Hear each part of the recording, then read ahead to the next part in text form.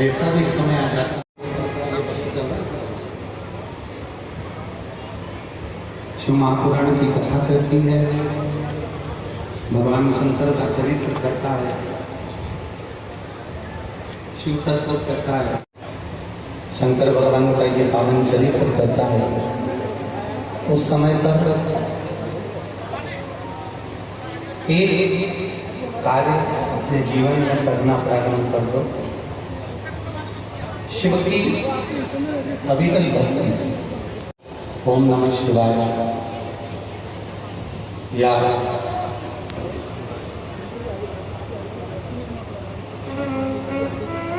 ऐसे मंत्रों का स्मरण हम अपने मन से करना प्रारंभ कर दें, हम अपनी वाणी से करना प्रारंभ कर दें।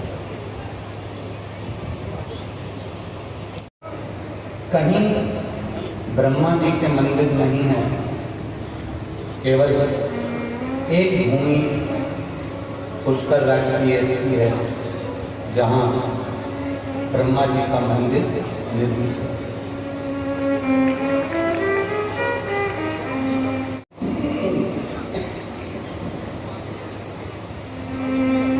एक क्षण भर का क्रोध माता सरस्वती को आया और भैरव ने अपनी भैरवी का स्मरण कराया, तो वही सरस्वती सावित्री बनकर प्रकट हो जाती है और सावित्री बनकर ब्रह्मा जी को श्रापित कर देते हैं। जिसके साथ हमारी शादी हुई है, पाणी ग्रहण संस्कार हुआ है, विवाह हुआ है, वो प्रयास करती है कि कभी अपशब्द ना बोले।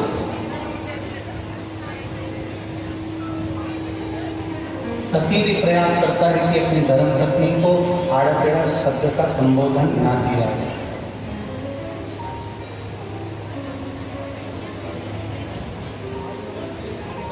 कोई ऐसा शब्द ना बोला जाए जिससे पति की वाणी का बुरा पत्नी को लगे या पत्नी की वाणी का बुरा पति को लगे।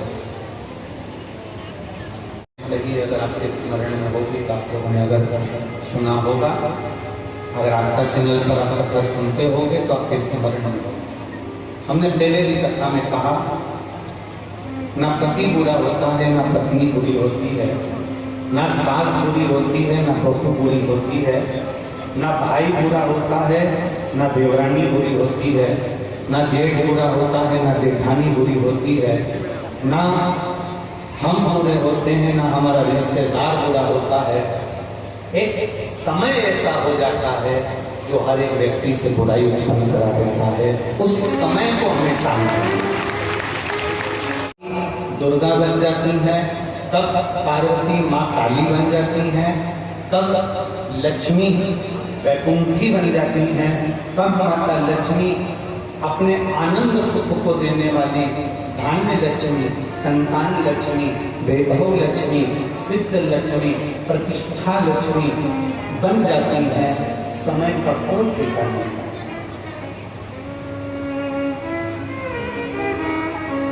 व्यक्ति बुरा नहीं है, जब हमको बुरा सम्मुख में नजर आने लगता है तो फिर हमारे यहाँ पर हमें अच्छा उसका बिल्कुल नजर ही नहीं आता। कुछ समय की गणना है।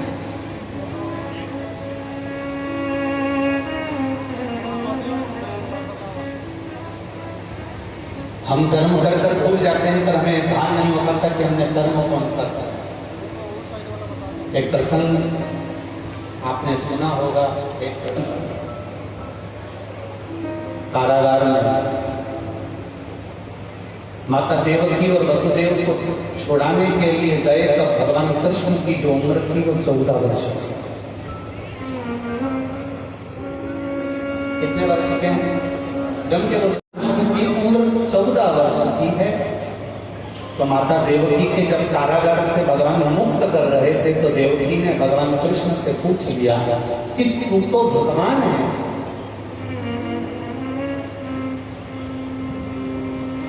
तू नारायण है, तू कृष्ण है, तू राम है, तू परमात्मा है, तू विष्णु है, तू दत्त है। तो 14 साल तुम्हें कैद में रहना पड़ा, वो 14 साल मेरा इंतजार करती रही, मेरा बेटा आएगा, मेरा पुत्र आएगा, रोती रही, मेरी याद में बिलखती रही, मेरी याद में अपनी आंखों के आंसू बहाती रही। इसलिए यशोदा जी की गोद में मुझे 14 साल रहना पड़ा, क्योंकि वो छोड़ना नहीं चाहती।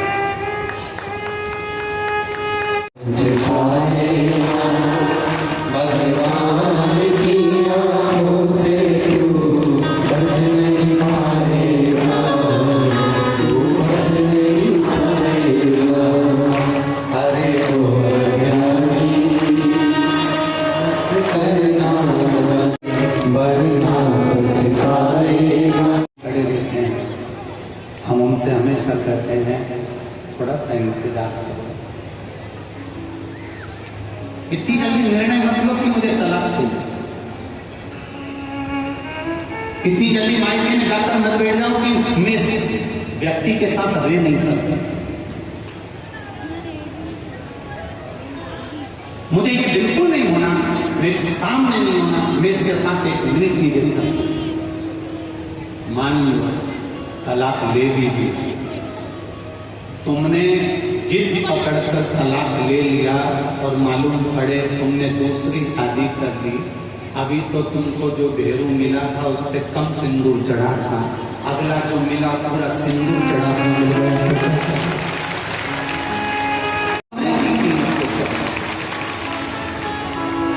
हम समय की कीमत नहीं जान पा रहे, हम अपने समय को नहीं पहचान पा रहे। हम सोचते हैं कि और देखो ये तो सीधी सीधी बातें, माताएं जब हलवाई जब भोजन बनाता है इतना बड़ा पड़ाव रखता है, बड़ा सारा पड़ाव, उसमें एक बोरी शक्कर डालता है, रवा डालता, हलवा बनाता, सीरा बनाता, उसके पास में एक पलटा होता है, बोलो होता है कि नहीं होता, वो सोचा पलटा, क्या बोलते हैं इसको, पलटा, वो पलटा उसका। भगवान के पास में गदा है, गदा से क्या सीरा पलट सकता है, बोलते जाओ पलट जाएगा क्या? तलवार है, तलवार से सीरा पलट जाएगा नहीं, पर त्रिशूल एक ऐसा है जो पलटने का भी काम कर देता है। वो मेरे देवादिदेव महादेव के पास में है, उसने अपने पास संजो कर रखा है, वो पलट देगा। भाग्य को पलटने में देरी नहीं का प्रयास करेंगे। जब नई नाम लेकर उगड़दानी को याद कर कर उसका भजन कर कर तब निर्णय लो कि मैं करूं ना करूं। और एक बात बहुत अच्छे से याद रखना, जब आप कोई निर्णय तक नहीं पहुंच पाओ, आपको भड़काने वाले ज्यादा मिलेंगे। रहने अगर वो ऐसा करता है तो क्यों डालिए तो उसके पास में मत जा नहीं बेटी, थोड़ा हाँ, अगर अपन निर्णय नहीं ले पा रहे तो फिर किसी अपने माता पिता के सामने बैठकर विचार करना कि मैं निर्णय क्या लूं। माता पिता भी सही निर्णय नहीं ले पाए तो किसी सदगुरु के पास जाना। साधारण गुरु के पास मत जाना, नहीं तो वो कह देंगे कि तुम्हारी किस्मत में तो ये पति लिखा ही नहीं, ये शादी जबरदस्ती हो गई, पत्नी का तो मिली ही नहीं थी, रिश्ता तो होना ही नहीं था, अब हो गया उसको क्या करेगा। ये तो मालूम है कि ये रिश्ता नहीं होना था, गुण नहीं मिला, ये नहीं मिला, वो नहीं मिला, अब हो गया उसका करे तो करे। ये साकार करनी होगी, किसी सदगुरु के पास जाना, वो गुरु जिसने कभी किसी के संबंध को विच्छेदित नहीं होगा, उस गुरु के पास जाना और गुरु के पास जाकर फिर बैठकर कहना। होता है कभी कभी अपना मोबाइल का फंक्शन अपने हाथ से गड़बड़ हो जाता है। जी के दिया दादाजी चालू हो गया, दादाजी ने कहा मैं 75 साल का, मुझे मोबाइल सही करना नहीं आया और ये 15 साल का सही कर जाए। कभी कभी अपना मोबाइल अपने से ठीक नहीं होता। तुम ये मत सोचना कि तुम बहुत उम्र वाले हो गए, हमने कोई धूप में बाल सफेद नहीं करे, हमने कोई ऐसा नहीं करा, इतनी अकड़ में मत रहना कि कभी कभी 75 साल वाले का भी मोबाइल 15 साल का छोरा सही कर जाता है। स्मरण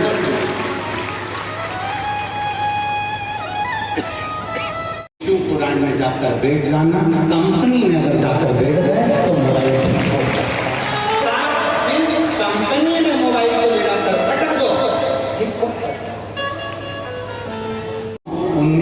1999 में हमने जब पहली कथा गीताबाई पारस सर ने जब करवाई थी, तो वो गीताबाई पारस सर इसी पुष्कर की रहने वाली और इन्हीं ब्राह्मण परिवारों में से थी जो हमारी है। और यहाँ कई ब्राह्मण पुरोहित परिवार ऐसे होंगे जिनकी वो रिश्तेदार भी लगती होगी। इनके रिश्तेदार खड़े हो गए, साधु सन्यासी, इनको तो माया से मतलब नहीं होना चाहिए, पैसे से मतलब नहीं होना चाहिए, फिर ये धन क्यों लेते हैं, पैसा क्यों लेते हैं? अब राजस्थान वाले हैं, जरा प्रश्न थोड़ा भारी है।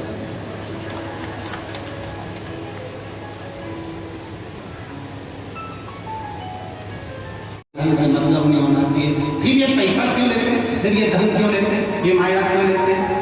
तो मेरा निवेदन केवल इतना है कि संत साधु गुरु सन्यासी ब्राह्मण ये सब तुमसे पैसा माया इसलिए लेते हैं कि माया भी रोती है कि हमारी कब काया सुधरेगी। जब साधु संत के हाथ में आती है, साधु संत उसे 7:30 बज गई और सास स्नान करी, अंदर गई, 2 मिनट में चोटी करी, एक साड़ी की उसने अपनी पुरानी निकाली और कपड़ा कटरी लगा के जो सास पहन के बाहर आई, इतने में तो बहू की जान जल गई। टोकरी के देखे तो सब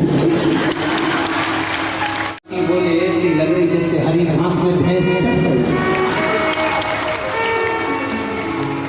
तो पूछने गई क्यों, पूछा है जो उसको लगा उसने, ये तो अपना मन का भाव है कि जो बोल दिया तो स्मरण में आया बोल दिया। अब यहाँ जलंधर ने माता पार्वती जी को देखा, पार्वती जी बड़ी सुंदर, वहां चल गए।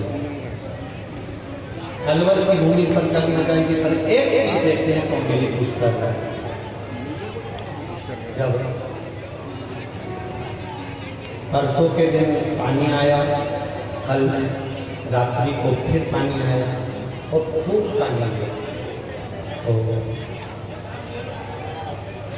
पुष्कर राज में जहाँ कथा चल रही है उस कथा के आसपास में जो होटलें हैं, धर्मशाला हैं, जैसे ही रात्रि को पानी आया तो पंडाल की व्यवस्था देखते हुए सारे होटल वालों ने अपने अपने दरवाजे खोल दिए और सब होटल को दंडवत प्रणाम, आपकी भक्ति को साफ होता। कोई होता है जब इतना पानी गिर रहा है, इतने सारे भगत आ रहे हैं, तो लोग उसका फायदा उठाते हैं, और धन्य है पुष्कर राज की ये पावन धरा, और धन्य है राजस्थान के निवासी, आपको दंडवत प्रणाम है।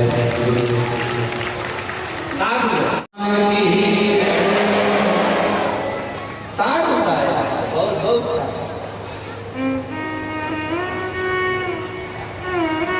होटल, अटारी, महल, संपदा, सत्ता, वैभव सब यही छूट जाना है। पर इतने शंकर के भक्तों के लिए आपने जो व्यवस्था करी है, इतने शंकर के भक्तों को बोल बम का नारा है, सहज लेंगे मेरा महादेव। राहुल के हृदय में जब लोग जागृत हो गया, राहुल के हृदय में जब लोग आ गया, क्योंकि जलंधर ने कहा कि राहुल अगर पार्वती से नहीं शादी हो गई, पार्वती से मेरा विवाह हो गया, तो मेरा जो राज्य है जलंधर तेरा है, पूरा राज्य तुमको देगा।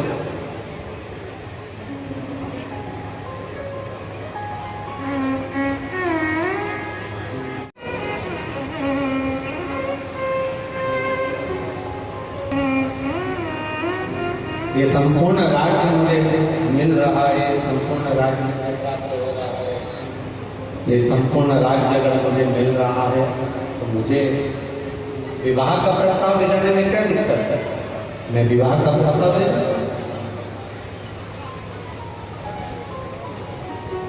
में कम आकर पति में क्रोध ज्यादा आना चाहिए कि मेरी अर्धांगिनी मेरे साथ जा रही है और मेरे साथ मेरी अर्धांगिनी देश कम कर लागू आपको निगाह उठाकर देखी। आपने वो बल होना चाहिए, आपने वो सामर्थ्यता होना चाहिए।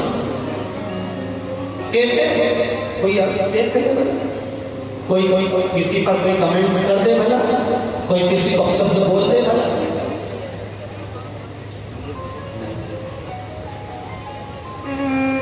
पार्वती मैया को क्रोध नहीं आया, पर देवती ने महादेव को क्रोध आ गया।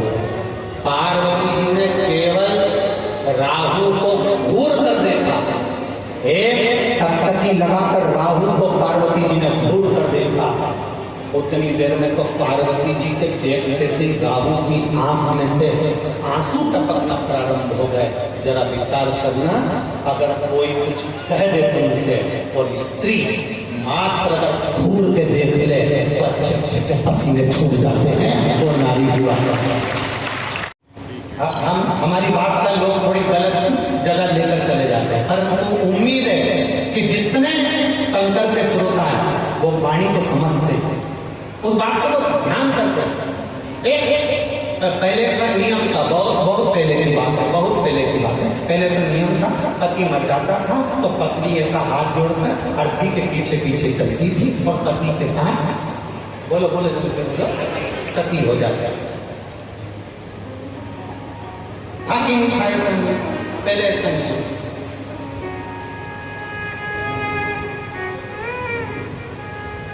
अब एक पति ने अपनी पत्नी से कहा कि पत्नी स्त्री नारी कमजोर होती है। तो नारी ने अपने पति से कहा, नारी बराबर दुनिया में कोई बलवान नहीं हो सकता। जब एक नारी अपने बच्चे को जन्म देती है तब उसका दूसरा जन्म होता है, वो मौत के मुंह से वापस लौट कर आती है अपने औलाद को जन्म। अपनी औलाद को जीवित रखने के लिए मौत के घाट से वापस लौट कर आती है। जितना बल नारी में होता है उतना बल पुरुष में नहीं। इतने में पति ने कहा, पत्नी में इतना बल नहीं जितना पुरुष में होता है। पत्नी ने कहा ठीक है। जब पति प्राण छोड़ता है, मरता है, तो जलती हुई चिता में जिंदा नारी बैठती है, उसमें उतना बल होता है। अब एक बार कोई पति को, अभी तक नारी सती होती थी, किसी को सता होता होगा बनता ये होती थी कि वो सती हो जाए। अब तुम कह रहे हो कि तुम इतने बलवान हो तो पत्नी मरे तो सता क्यों नहीं होता? बता दिखाओ। ना जाने कहाँ कहाँ से पंजाब हरियाणा ऐसे ना जाने कहाँ से आए, कुछ तो इनकी झोली में बाबा ने भरा होगा, तब तो ये यहाँ पहुँचे हैं और बाबा लुटाने के लिए आया। और अगर आप उसके दरवाजे तक पहुँच कर नहीं लूट पाए तो तुम्हारी जिंदगी बेकार। तो लुटाने को आया।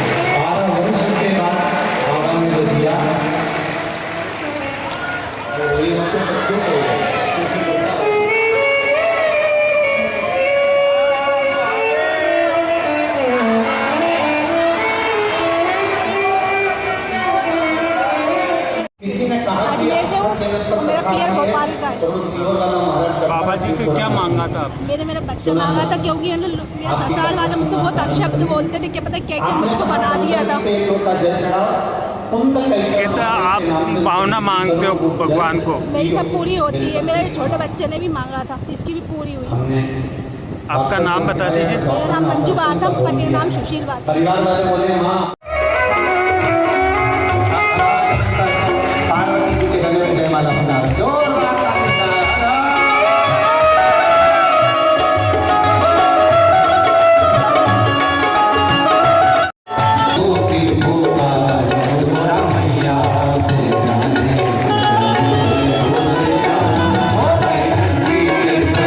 की कथा होगी, जिसका रस्तत्व 1 बजे से 4 बजे तक श्रवण करेंगे।